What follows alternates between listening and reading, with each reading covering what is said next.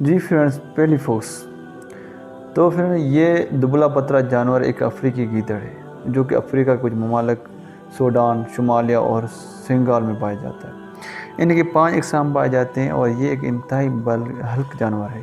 اس کا وزن 3.5 kilo gram تک ہوتا ہے۔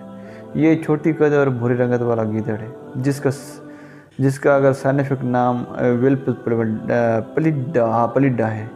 اس کا قد 18 انچ تک ریکارڈ کیا گیا ہے۔ یہ زیادہ تر صحرا میں رہتے ہیں جہاں چھوٹے چھوٹے گھاس ہوں۔ ان کے کھانے میں پرندوں کے انڈے اور گوشت شامل ہے۔